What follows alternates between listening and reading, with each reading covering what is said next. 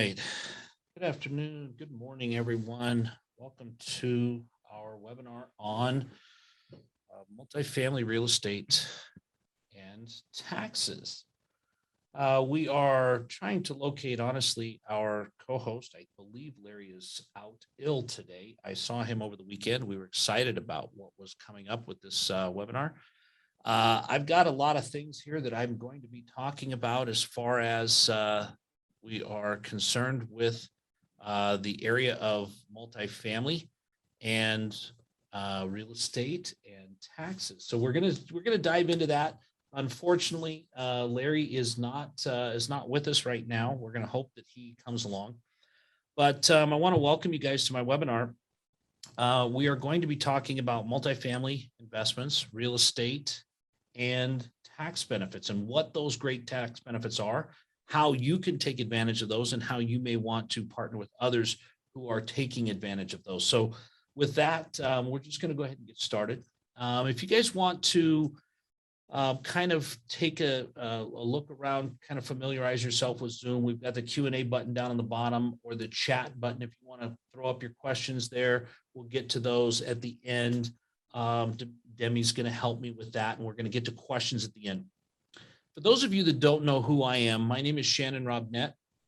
I am a 27-year veteran of the construction world.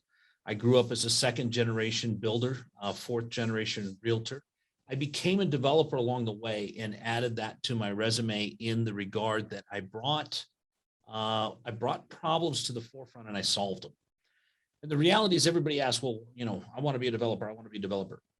If you're a realtor, you're solving one problem. You're helping your person buy or sell a home. If you're a developer, you're solving two problems. You're solving the need and you're solving where the product is at. You're combining those two and you're creating that solution. And so in that vein, we have in the development space, we have a lot of tax advantages that are available to us. Some of you might not know that about 60% of the tax code is written around three industries: construction and development and housing, aviation, and oil and gas.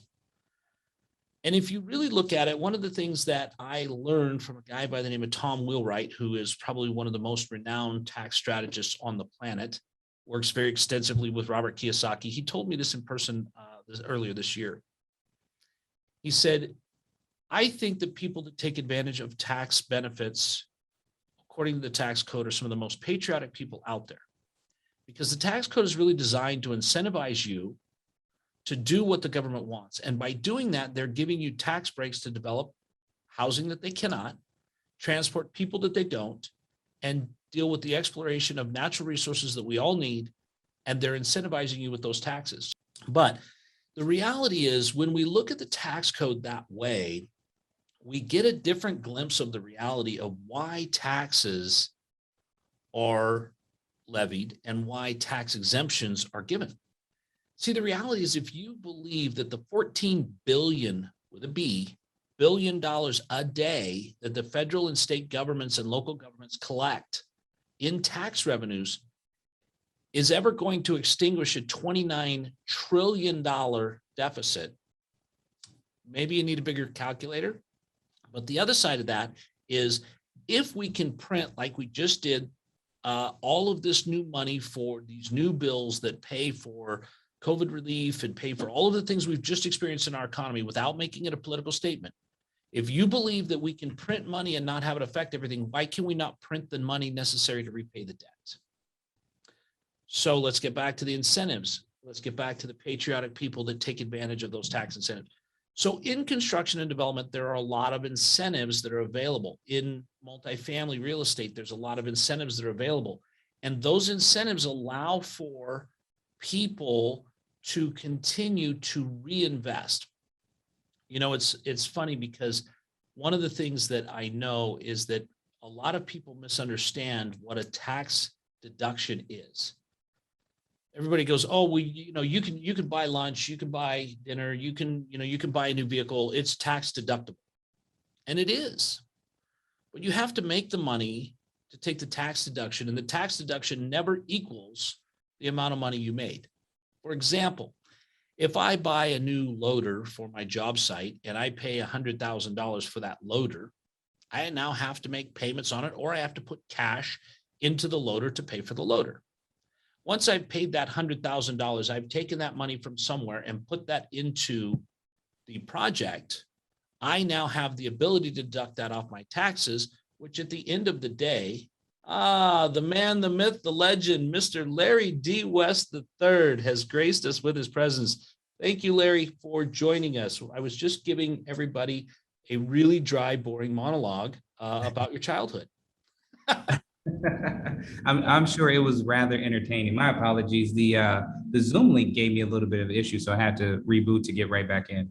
That's okay. So, Larry, what I was just talking about was I was talking about patriotic people and tax codes. But let's back up a little bit. Let's have you introduce yourself as to who you are, what qualifies you to do what you do, and how you came to be doing what you're doing.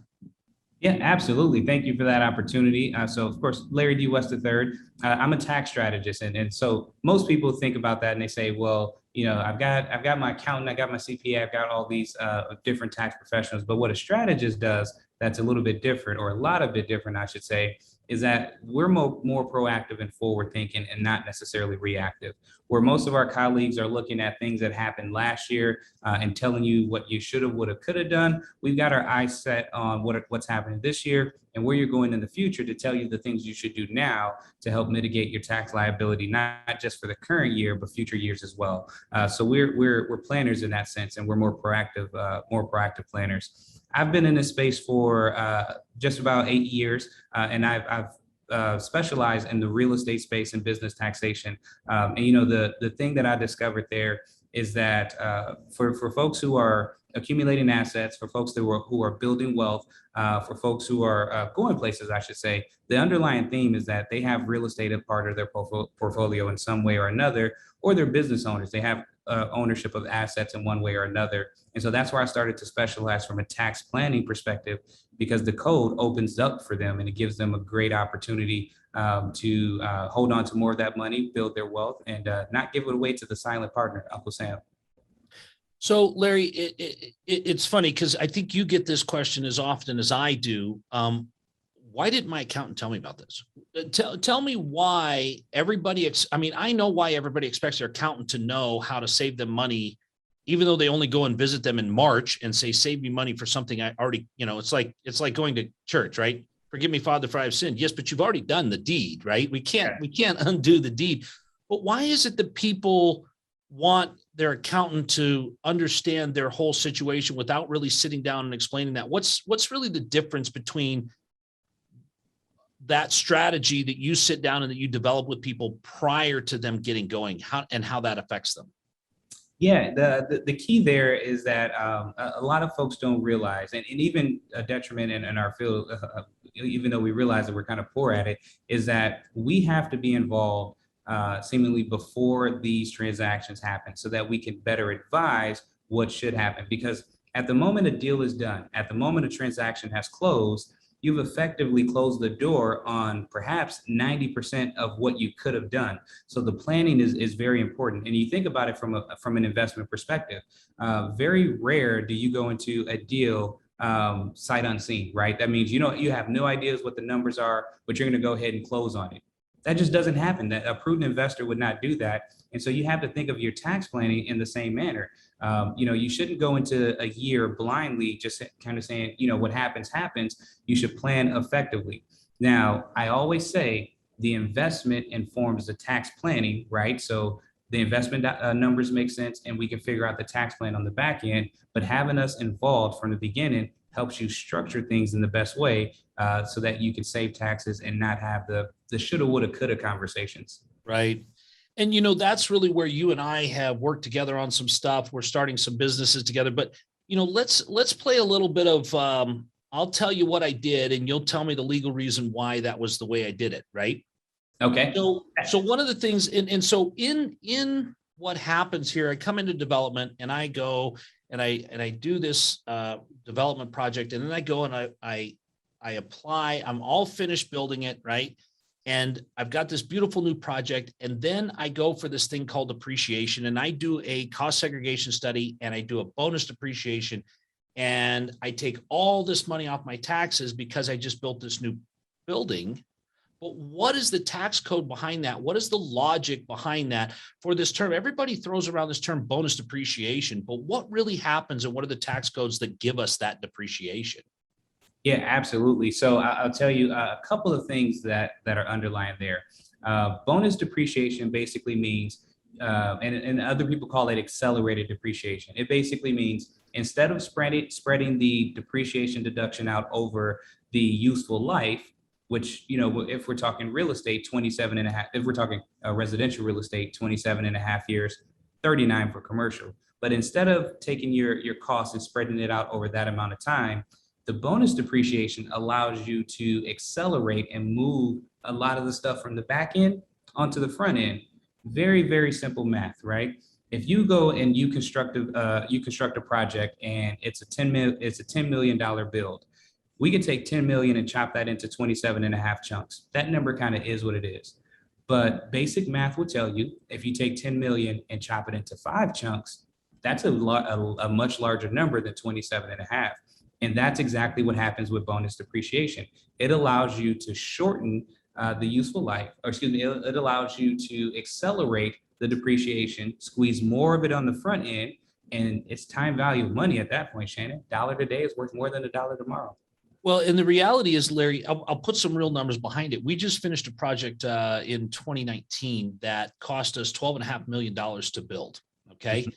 We did a bonus depreciation, a cost segregation study where they came in and said, hey, your asphalt's only going to last 5 years. Your paint job's only going to last 5 years. You know, your roof's going to last less than 27 and a half. They came back with this cost segregation study that said, hey, your first year depreciation was $1.9 million because we depreciated that for $1.9 million and just in year one. So yeah. What I did was I looked at the 37% tax bracket that I am on the Fed side. And I realized a $350,000, because I get half of that, right? It was a partnership, so I got half of that. I realized about a $350,000 check I didn't have to write. That's like $350,000 refund, right? Because it was a check that I didn't have to write because I did this depreciation study that cost me $14,000 to do, right? And by doing that, I was able to keep that money with me. Now, what Uncle Sam also says is, okay, Shannon, now your $12 million project is worth $10 million, right? Because you wrote off to $1.9 million. So when you go to sell that, we're going to talk about that later, and we're going to do some recapture things, and we'll talk about that in a minute. But that's the reality, right? So those are the real numbers. Now we're coming up on my next year. So I did that in 2020. I'm getting ready to take another big chunk in 2022 or 2021 on my 2020 taxes. And this thing is going to be really good for me over the next couple of years, right? Yep. But then I've depreciated the whole thing out and now it's worthless, right? On paper, right? It's still cash flowing, right? It's still doing everything. Now, the other thing that we do, Larry, is we use R&D taxes. Yes. And people think that's funny to use research and development taxes on something as old as construction. I mean, construction is, we're still nailing walls together with nails and glue and still sheetrock and all this other stuff.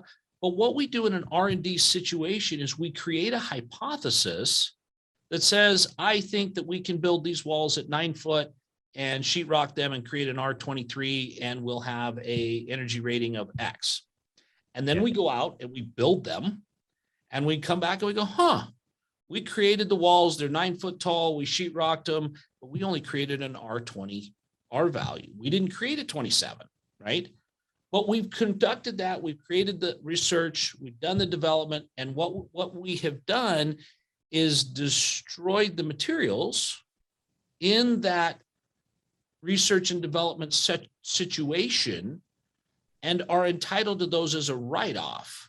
Explain that to me, because that just goes, wait a minute, but the building's still standing. How did you destroy that? What happened there? So research and development tax credit is a fun one, right? Guys, you have to hold on. An accountant, a recovering accountant, just said the word fun. So take that into account when you think through what's going to happen next. Okay. That's right. And you say recovering accountant, right? Most don't think this way. Correct. So it is one of those tax credits. And let me also say this: research and development tax credit, right? Not deduction. And we know credits are more powerful than deductions because they are dollar for dollar reduction of the tax that you owe. And so wherever possible, you want a tax credit over a tax deduction. So the research and development tax credit, basically, it's a study. It looks at the R&D that you have going on, and what you described is a great case for research and development. Most people, just kind of from a simplistic perspective, will think, well, research and development has to be computer science, biology, chemistry, or some type of application in that manner. But you found a creative way to still have that type of application, and you perform these studies, and it generates a tax credit because the government wants to spur. They want to spur innovation, and you just innovated right in a roundabout way, and you innovated in the real estate space specifically. And so they reward you for that innovation, and they reward you in the form of a tax credit that flows through to you as owners. If you have investors, that flows through to your investors as well. And so it's a win across the board. So the funny thing is, so now we look at that and we say, okay, here's R&D that we did. Now I'm going to take it and I'm going to go to another tax credit that we take. And it's very important that you've made that differentiation between a tax credit and, the deduction. But then you look at it and you say, okay, now we've done the R&D and we found that we wanted an R27 in that wall. We only got an R20, but the energy standard was for an R19. So you know where I'm going to go with this one? Now we're going to take the 45L credit, right? Mm-hmm. And this is another credit, right? So again, this same project that we had where it was $12.5 million to build it, we already took the bonus depreciation off of the project, or the accelerated depreciation. So we took off $1.9 million. Then we did an R&D on it, and we said, hey, we think this is what the R value is. The R value proved to be not quite what we thought, but more than what was necessary to qualify for the 45L tax credit. And that tax credit, Larry, was another $345,000. Yes. Okay. So again, guys, a tax deduction means that if I made $345,000, I'm going to get whatever percentage of tax it is erased. The $345,000 tax credit means that we're going to erase $345,000 worth of tax. Yes. So at a 37% tax bracket, that credit really kind of covers $1 million in income, plus or minus, right? Right. So why are they giving me a 45L tax credit? What is that all about? Why would they do that? Because you're smart.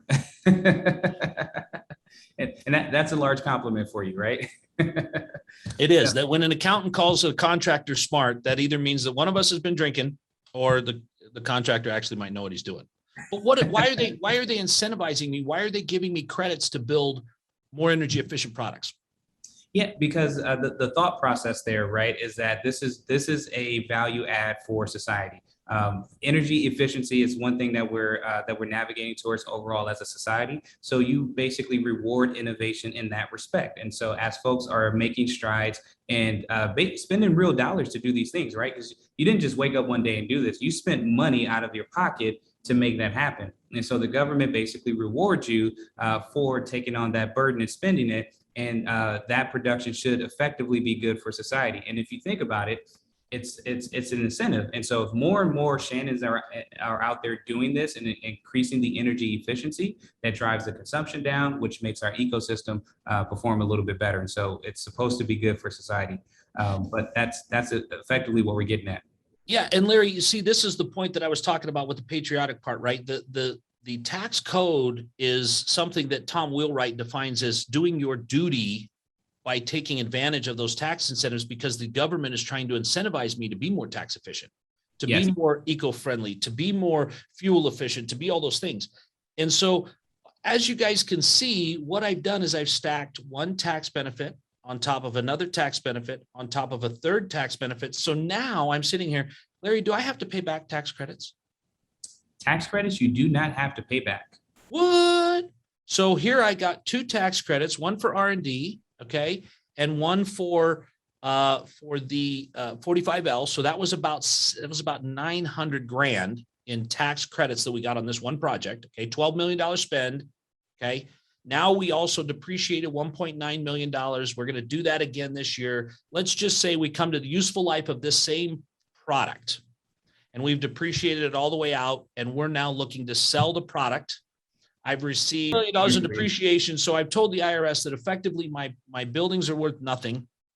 I also have already taken $1 million in tax credits that I don't have to repay. And now I want to sell a $12 million asset that's now become worth $15 million. And now the IRS is saying it's recapture time, Mr. Robnett. You have told us it's worth nothing, but the buyer just told us it's worth $15 million. So now it's time to pay the piper.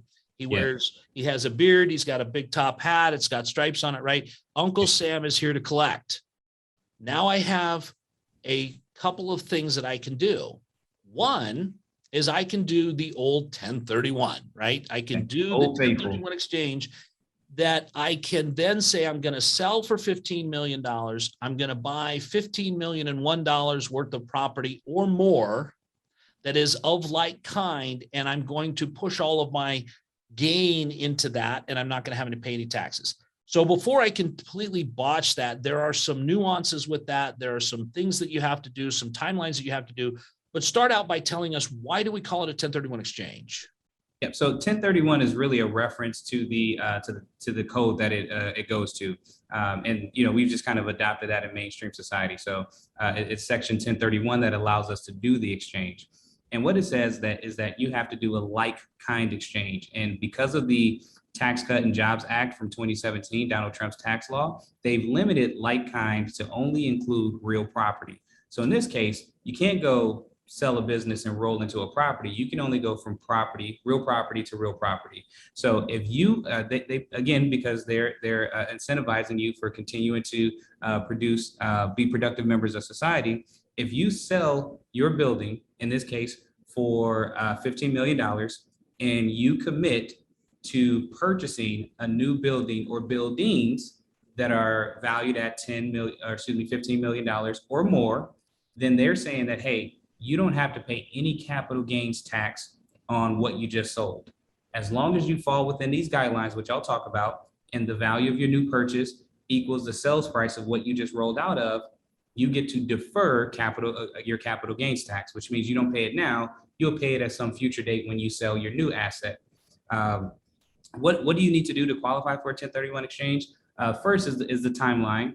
You have to identify your new properties within 45 days. The moment you hit day 46, this thing falls apart. You then have to close on that new property or properties within 180 days. That's a 6-month window for you to get the deal done. If the deal is not done within that 6-month window, you've effectively lost the 1031. So as long as you can identify your property in a month and a half, close within 6 months, and your values line up just like we just described, you just got all of that tax opportunity. You got the tax credits and you got the depreciation deduction. You got the accelerated depreciation. Now it's time to sell the building. You pay zero capital gains. You've rolled into a new asset that hopefully is income producing. So you continue to make money, pay no taxes, and life is good. And it has that new asset smell. See, that's the thing we love, right? I mean, us as developers, we love the new asset. But here's the thing, Larry. In this hot real estate market, I mean, a guy sells his product, and I heard a statistic lately that 1031 exchanges have fallen apart at an increasing rate. Mm-hmm. Because a guy sells his property, or a gal sells his property, or a gal tells a guy to sell his property, and he does because he's a smart guy, right? But you sell the property, right? And you go out there and you got 45 days to identify, and there's no good deals out there, right? Mm-hmm. And so then you go, well, crap, now I got to pay the taxes. Or you buy something that's a really terrible investment that you regret and you're buying something that you go, this isn't really what I want. But it's either that or I'm going to pay the tax. And we're so adverse to paying taxes. We have this, this like it's the plague, right? I mean, at some point you have to pay taxes. I mean, nobody gets around taxes. You have to pay taxes. That's what people tell you, right? We'll talk about that in a little bit. But the reality is, at the end of the day, you don't have to do a 1031. You can do a reverse 1031, mm-hmm. where you buy the asset first. Yep. and sell your asset later so that you know you're getting a good deal. So you're looking around in the market and you go, ooh, there's something I like. And guess what? It's worth $16 million. I'm going to buy that. I'm going to identify what I'm going to sell within 45 days. I'm going to sell that asset within 180 days. And I'm going to complete my transaction closed in and not put myself at risk on busting out of my 1031, right? Yep. So we've got a way that now we did the bonus depreciation, we did the R&D credits, we did the 45L. Now we've sold the product, and instead of paying taxes on a $5 million gain and repaying all the depreciation that we took all these years, we 1031 it. But there's another way to do that, isn't there, Larry? There is. So we could also do a deferred sales trust, right? Yep. Absolutely. And a deferred sales trust means that I'm going to sell the product, right? I'm going to have an intermediary of sorts that's going to become my checkbook and owe me money, right? I mean, help me explain this deferred sales trust. Basically, I know that I'm going to sell this same product for $15 million. Somehow I'm not going to receive the money and I'm not going to pay taxes, but I'm going to be able to spend the money any way I want. What is this mystical thing? Yeah, absolutely, man. So you're going to sell me this $15 million building. I'm going to buy it, right? You got it lined up. So I'm going to have to check your credit, and I'm going to need proof of funds, Larry. So we'll send that right over. Okay, good. So what happens in these transactions, and I'm going to totally oversimplify this for the audience, right? There are some nuanced details, but this is broadly what it looks like. Shannon's going to sell this $15 million building to a trust first, okay? He's going to sell it to the trust for 15 million, but the trust is not going to pay him the 15 million right away. There's an agreed upon payout schedule, which we'll get to. But the fact that Shannon didn't receive any money means that there's no gain to recognize because we're using an installment sale. Hold that for a moment. We're going to come back and break that down. You're probably saying, well, how do you get the building at the end? The trust immediately then is going to turn around and sell me the building for the $15 million. So I still pay 15 million. The trust now has the $15 million inside of it, and it can go back and pay Shannon. And because the basis is the same or close to being the same, Shannon sold it to the trust for 15. The trust sold it to me for 15. The trust doesn't have any tax implications there either. I've got my building. I'm going to go off and do all the amazing things that we just talked about. Shannon, on the other hand, had a prearranged payout schedule with this trust. It's an installment sale. So Shannon is going over, and this is just an example, instead of getting $15 million right away in year one, Shannon's going to get $5 million a year over 3 years. So he's only going to pay taxes on $5 million, right? Because Shannon is what we call a cash basis taxpayer. He's only going to pay taxes on the income that he receives in that given year.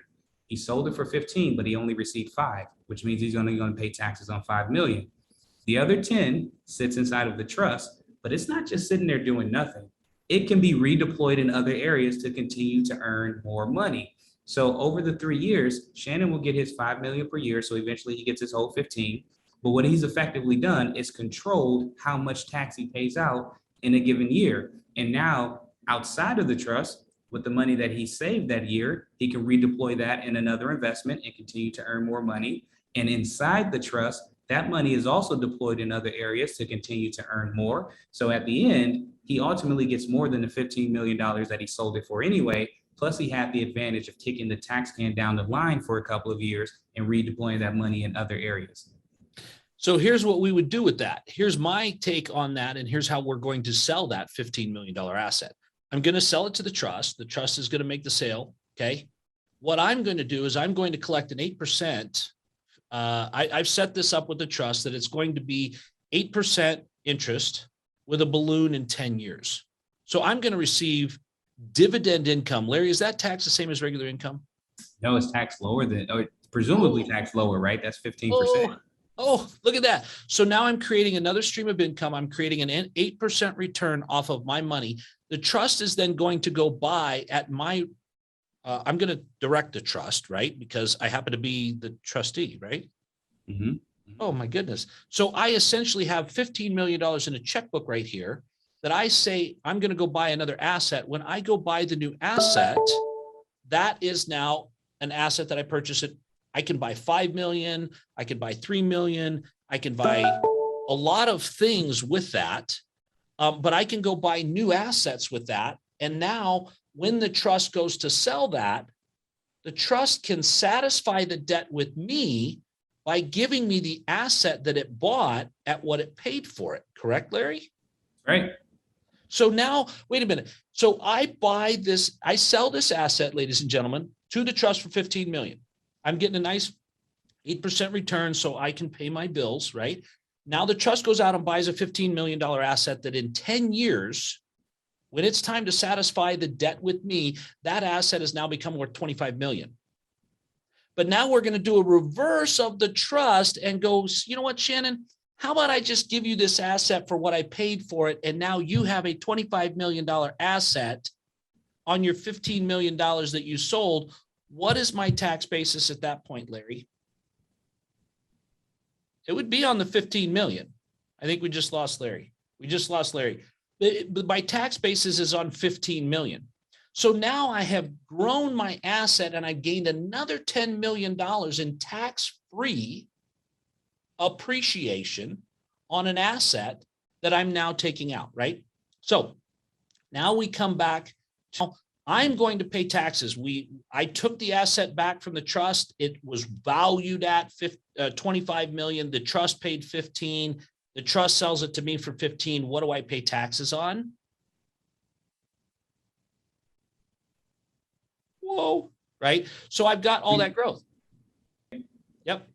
Okay, perfect. Yep. So that's zero. I'm sorry, I was holding up my hand, but that's Yep. zero. No, we saw exactly what that was. So now that's one way to make that happen.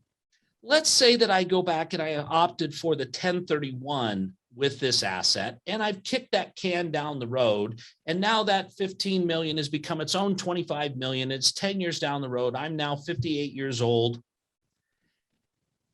And all of a sudden I get hit by a bus and I have all this tax that I have kicked down the road.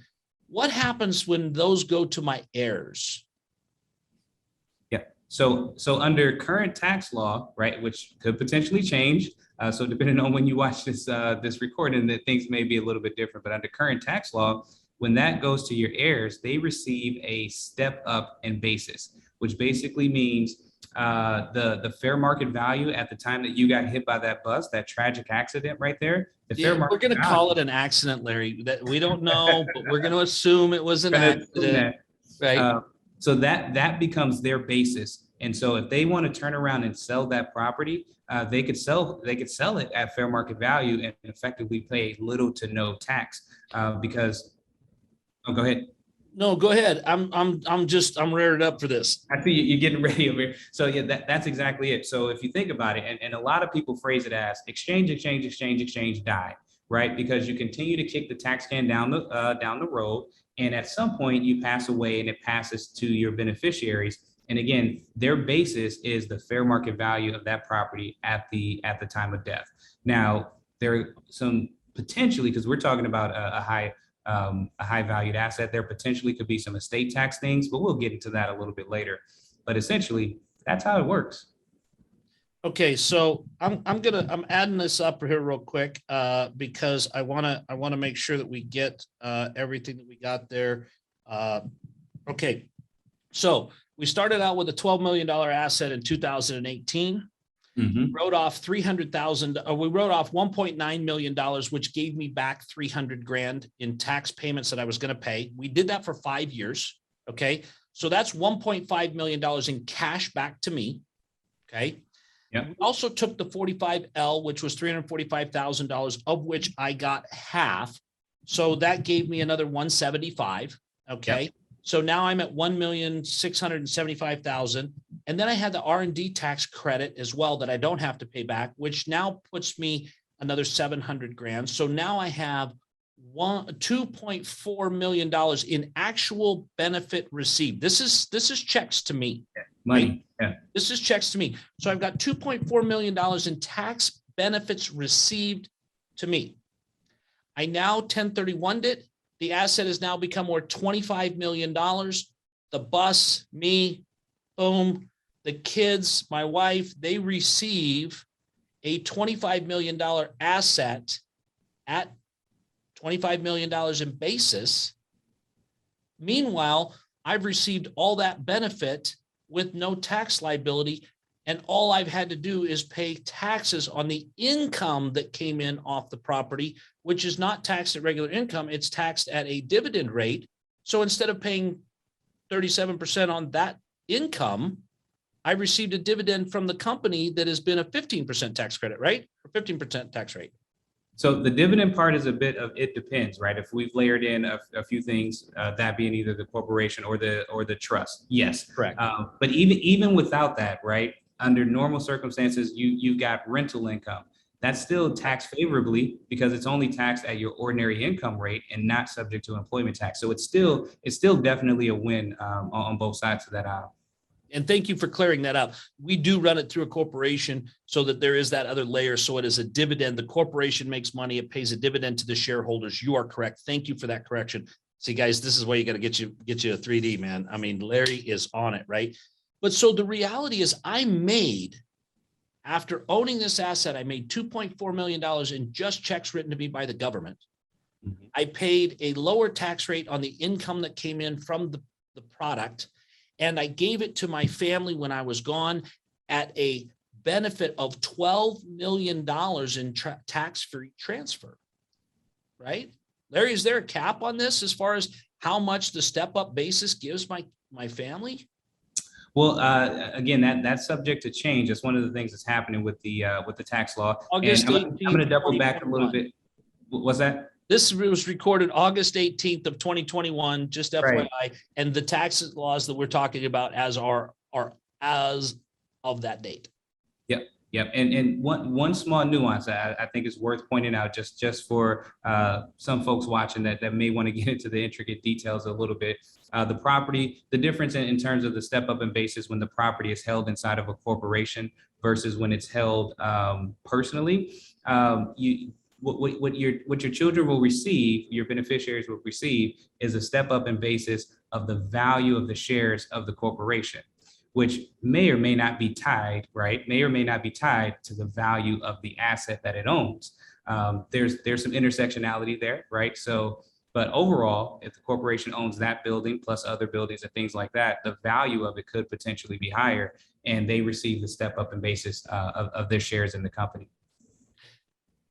So this is how one single asset taken through the whole cycle, right, can give you massive tax benefit, tax credits, and give you this thing that everybody talks about, generational wealth. This is how it does those things, right?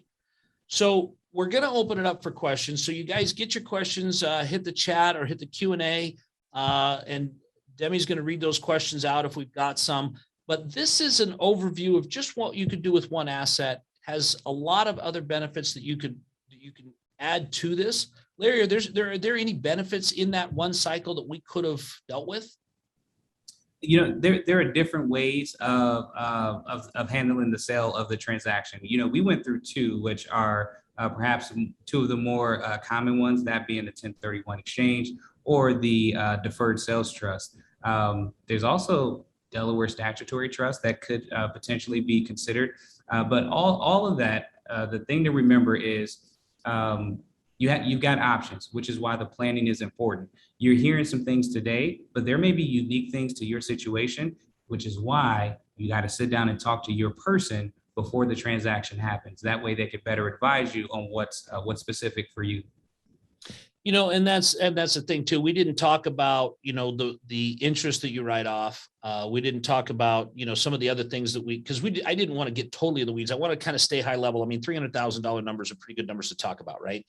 Yeah. But the other thing too, Larry, that I think it's important for people to understand is when you're advising them or someone like you is advising them, you're not trying to take the place of their accountant.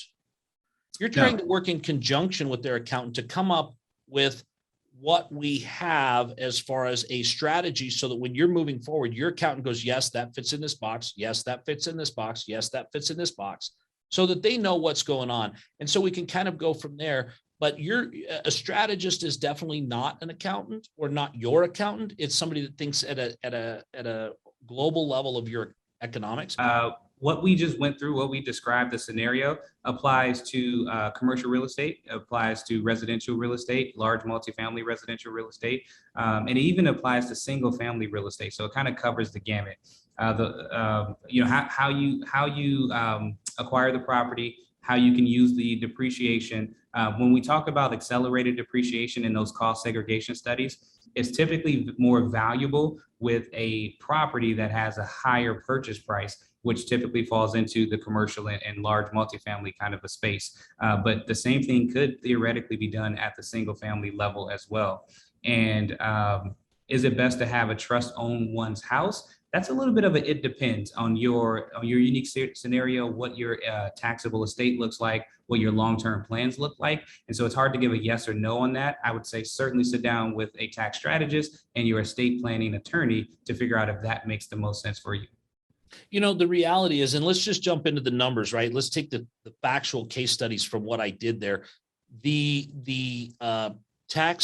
accelerated depreciation, the bonus depreciation that we got through the cost segregation study, that cost segregation study was about $15,000. Okay. Mm-hmm. So that cost segregation study doesn't necessarily change based on the dollar amount of the asset. It's based on everything that had to go into it. There was a site visit. There was all these other things. So if you're doing that on a single family home and you're dealing with a $400,000 asset, you're going to spend $14,000 or $15,000. That's going to probably not go well as far as cost spent versus tax benefit received. The same with the 45L program. That was about a $32,000, I believe, cost of the study. The R&D, same way. R&D was that was about a $22,000 setup. So these expenses are in the setup of the whole process, kind of like a trust. You know, it's a $3,000, $4,000, $5,000 expense to set up a trust, regardless of what goes in it. You put $100,000 into a trust or $100 million in the trust. Usually the basic entity of the trust is about the same cost. So the reality is that, yes, you can use these for all your single family product. It's just that each home is going to need its own cost segregation study. Each home is going to need its own 45L study. Each home is going to need its own R&D study when you're constructing it. So that's going to get kind of expensive. And that's going to kind of go a little bit counter to it. That's why a lot of people tend to gravitate toward large scale multifamily, industrial properties, office buildings, all of those, and work with syndicators like myself that can then bring that group value to everyone, where we go in and we build 190 units or 36 units or 60 units or whatever we got going at the time. And everybody in that stack is able to take advantage of that. The most important thing is going to be how you're structured. So if you're and also intent behind the build of those homes, right? If they're going to be built and constructed to be turned around and sold, that income is going to be treated differently than if you're building and holding on and then turning it around and renting it out. So let's take that into two slots. Or actually, you know what? That may get a bit too nuanced on the call here. So let's table that for an offline. Go ahead and send me a message and I can dig into the specific details. But just to recap there, structure in terms of the entity that you're using is going to be the most important. And then second, how you're going to make the money. Are you going to turn around and sell them, or are you going to hold them long term? It presents two different options there. You know, and that's a great thing. You know, one of the things that I'm doing is I have a 191 unit apartment complex right next to 9 single family lots, and I'm going to go ahead and build the 9 single family lots, hold those personally, rent them out for 366 days, and then 1031 or do a deferred sales trust, right? Because I've now converted those from sales to, even if I do sell and don't pay taxes, I've converted them to long-term capital gains, which is today less. And then I have the ability to kick that tax can down the road, right? So the reality is, Larry, these people, the people that have tuned into the call, they want to talk with a tax strategist. How do you set up your business that we want to convert these people to educated, tax savvy investors and developers? How can they get a hold of you, and how do you structure your business as far as that consulting goes? Yeah, absolutely. And you know, where you started the conversation a couple of moments ago is an important point, where my role specifically, is not to come in and replace your current accountant or CPA. right? We don't want to come in and say, hey, you got to get rid of that guy, they're no good or anything like that. We're a great supplement to them, because if they are helping you with preparation of your tax return, then I think we could help out in a great deal, because we come in and look at it from, again, the proactive perspective of, let's look at your entire world, everything that you have going on, and we construct a tax plan for you that you can execute that will trigger savings. And then we communicate that plan to your accountant. So you don't have to rely on yourself to kind of have that accountant speak back and forth. We're there to help you, to help support through implementation, and then communicate ultimately till that tax return is done. So we're a great complement there. And so in terms of reaching out to us, we'd love to sit down and talk. The phone number, I'll say that, and then I'll give my email address. You call us 469-200-6305, and you'll dial extension 110 to get me directly. So Larry, what does this cost? I mean, if this gentleman has asked very briefly, I'm building 3 to 5 houses, you're going to sit down and you're going to spend, let's just put some quantities here so we're accurate. I love accuracy and I love transparency. You guys are going to spend 5 hours talking through this and talking, well, what about this? And you're going to check and back and forth. And then you're going to complete this plan that says, I think that was the gentleman that spoke, David. David, here is what I would recommend you give. And you're going to go through all your bullet points in an email that he then takes to his accountant. And the accountant goes, well, yes, actually, Mr. West is correct, but he forgot about this or forgot about that. Comes back, gets an hour of clarification. So we're 6 hours into this thing. Yep. What is that going to cost someone like David to put together that tax strategy to save that money, unknown amount at this point, to create that tax plan so that he can move forward? What's something like that cost? $10,000, $15,000? But I think I'm at about $500,000 an hour or something. Perfect. Well, hey, you got to buy that Lamborghini fuel. Yeah, or the jet, one of the two. No, so it's a little bit of it depends, right? And it depends on your unique scenario and what we think we can do. And so scope of work is important there. The thing to consider, though, to think about is that we effectively pay for ourselves. And so even if I come back to someone like David, for example, and say, hey, we can do all these amazing things, we can save you, $25,000, it's going to cost you $5,000 for us to implement it. That's just an example. That's a good return on investment. Shannon, I don't know about you, but if someone said, hey, I'll give you 5 in exchange for 25, I do that all day long. Well, absolutely. And if you're talking about, even if you're just talking about tax depreciation or tax deferment, or lack of paying the taxes, that 25 at a 37% it means that I'm going to pay 12 and a half. I'm going to pay you 5 to save 12 and a half. I still walk out the door with $8,000. And by the way, if you have a business, we're a tax deduction too. So consider that. There you go. Rates and tax rates aren't really connected. And so if you're going to exchange into something else and you're going to kick that can down the road, what I did on a project is we just sold a $7 million asset. I locked in 35-year financing with HUD. So now my tax rate is fixed for 35 years. My income stream is fixed for 35 years. I did a 1031 into that. And so now for the next 35 years, I'm getting tax. I'm getting an income stream that is taxed as a ordinary income. Okay. And I've deferred those taxes for however long I want. And that interest rate is locked for however long I want. So I don't know how the interest rate and the tax rate are connected, but I do understand that paying the tax now, knowing that Mr. Biden and the others are talking about raising it to a higher rate, you do run that risk of not dying first and having to sell it and paying a higher tax rate at some point. And that's always a good question.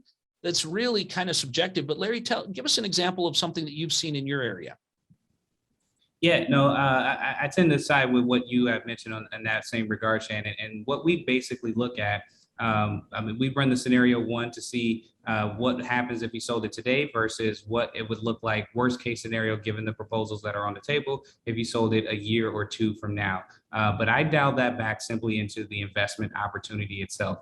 Worry about taxes secondly, right? Secondarily, don't let the tax tail wag the dog. Make the decision from a prudent investor perspective, and then we can figure out the tax implications of that. Because if I told you that it'll save you taxes, but it's a dog of an investment, that doesn't make any sense either. Right. While the two do go hand in hand, primarily the investment decision comes first, tax comes second. And I think we mentioned that earlier, Larry, and that's a great point, that if you're doing a 1031 exchange and you're buying something that is not a good investment just to avoid the taxes, that's the wrong way to do it. And you'll probably regret it later.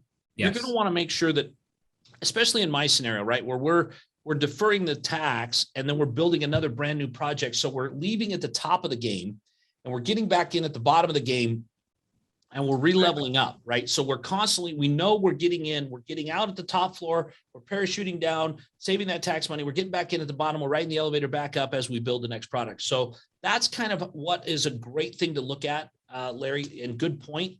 Don't solely avoid taxes by buying a dog of an investment, and don't solely sell to pay taxes now, even though you can defer if you need to. You need to do that on a case-by-case basis.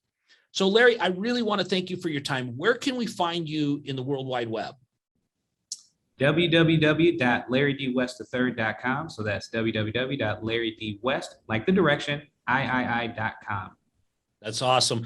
Larry, as always, I appreciate having you be my tax strategist. Guys, I hope you enjoyed the time and the conversation that we had here, where we were able to break this down for you guys to see how the advantages of real estate are massive and enormous, especially when you put together a great tax strategy, a great tax team, and then begin to do it on a massive scale where you're able to bring in multiple doors, where you're doing 50, 60, 80 doors, where you're doing large scale projects, and really able to multiply that out, create that generational wealth, create that tax savings, and create that income stream on the backside. So Larry, thank you so much for your time. Anything you want to say to everybody in closing?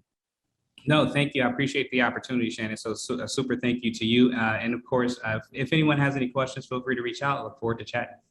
So guys, we're going to send each and every one of you that were here, we're going to send you a copy of this video. We're going to send you Larry's contact information as well as mine. If you'd like to jump on my calendar, we can chat further about how we do syndication and we pass these benefits on to people, ordinary people that don't want to buy 200 apartments at a time. We help you do that through our syndication process. So guys, feel free to reach out to us, or we will be reaching out to you. We thank you a lot for your time, because we know you had other things to do right now. We just hope it was worth your time, because it was definitely worth our effort. Thanks, Larry, for being here, buddy.